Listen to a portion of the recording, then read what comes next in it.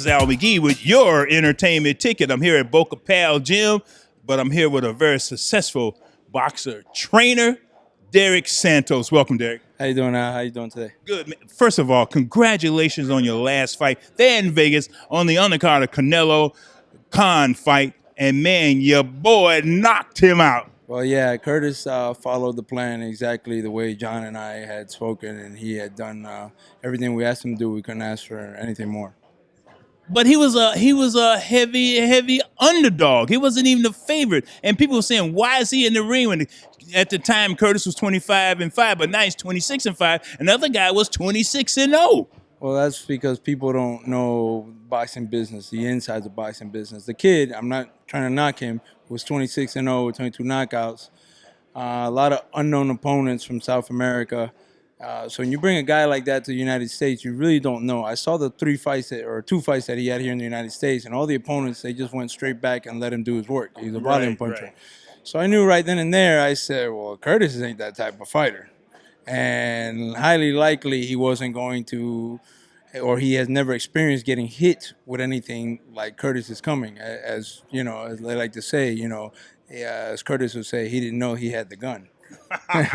But y'all taught him the gun. Come on now. Yeah, John. Well, John, worked on the plan very well. I threw in my bit here and there, and Curtis really, executed the plan, and that's all you can ask for when you're training a fighter. Yeah, when I interviewed Curtis, I asked him that question. Are they showing you a new plan and things like? He said, yeah, you guys were showing him some new things to do, and he was glad to learn. Well, the thing with Curtis was that we noticed before he got too used to just loading up on waiting on power, waiting on something to happen to catch the guy with one shot. John worked a lot with him on just being relaxed, keep moving ahead, and just keep setting up the shots. You break a fighter down, you touch him, you set up the shots. Everything doesn't have to be, hitting, swinging for the fences. But when you touch a guy like that, you get surprised. The kid was surprised right away. And once he was surprised right away, I remember turning in the corner to John and saying, no, we got him. I could see by the look on his face. He didn't know what he got himself into. Right. Well, now you're working on a couple of fighters now for June the 3rd here at the Hard Rock. Who are your fighters you're working with right now for that fight? Well, I got Dia Davis, super middleweight Dia Davis. He'll be fighting June the 3rd. We got Steve Gaffard, June the 3rd. And June 12th, I have Duran Yaslenov. Oh, yeah? Yeah. Where's that fight going to be? Up in Lakeland, I believe. And then before then, we have, on May 27th, we have Lawrence Newton.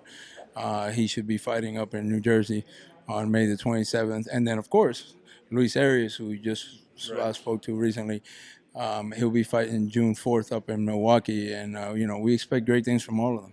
Man, I know you're going to get great things from all of them, and you're going to be much successful. But give me a little bit of information. As a trainer, what do you enjoy about being a trainer? I take a lot of pride in the fighters and in the bond that I create with the fighters, just working technical work. And, when you see them do well, maybe it's corny, maybe it's old school, but it makes me happy. When you see them do well, it makes me happy inside, and to know I was a part of that, to their success.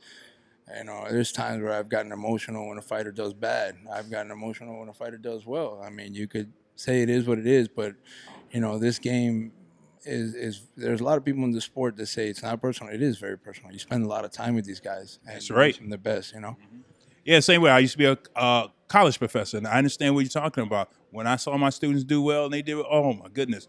Heart went fast. When they did bad, I couldn't help but feel for that too, man. Right. Well, Derik, thank you for taking time with me. I'm going to get your entertainment ticket. Hey, much success with your boxes, man, on those dates, buddy. Thank you. And, I'll be around. I'm a big fan of yours. Yeah. Me and John will keep trying to make champions out of here at Boca Raton, all right? I'm going to be right here, buddy. Entertainment ticket, that's right. Walkie to the.com.